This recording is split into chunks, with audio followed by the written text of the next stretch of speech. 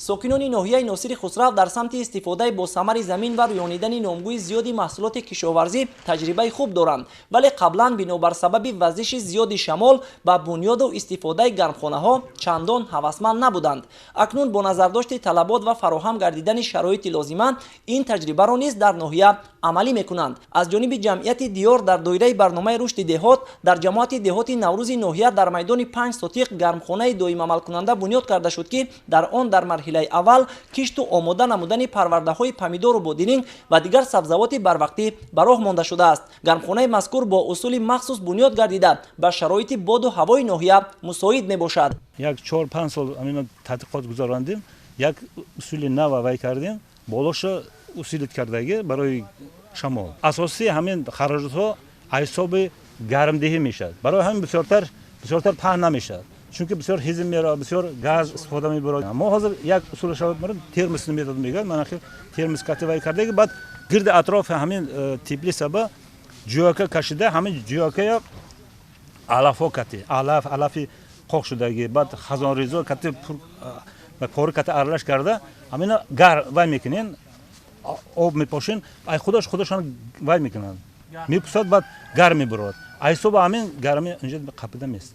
در این گرمخانه دهقانان بیشتر به پرورش نهالان پمیدور و بادرینگ و دیگر نمود پالزی ها در ظرفهای پلی‌اتیلنی توجه ظاهر کرده. این اصول را برای پرورش منبعده نهالان در هوای گشاد و زیاد گردیدن حاصلناکی محصولات مهم میشمارند. اگر وقتی که ما بیرون میشنانیم، ای کانتینر اگر گیریم، من ریشش همه خیلی خودش به میستد. خودش به میستد وقتی که ما میکاریم این یگان خیلی زخم نمیکشد، همه خیلی خودش سبزیش وای کردن نشونمش نظم میشه.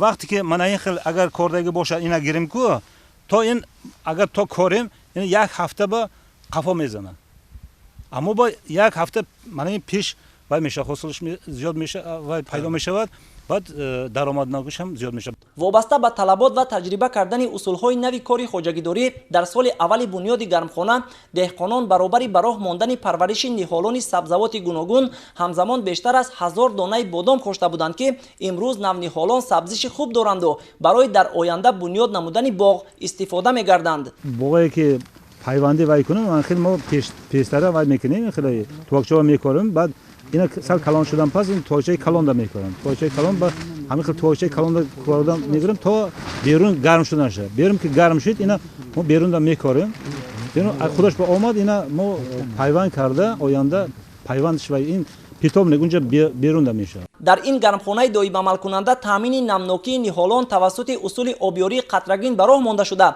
عین زمان در آن زیاده از 150,000 دانه پرورده زراعت‌های گوناگون پرورش کرده می شود. با بنیاد گردیدن گرمخانه 5 نفر ساکنان با کار دائمی تامین گردیده اصول‌های نوی کار خواجگیداری را در ناحیه رشد می‌دهند. تورعلی صاحب نظر، پرویز سفر از ناحیه ناصر خسرو برای برنامه اخبار.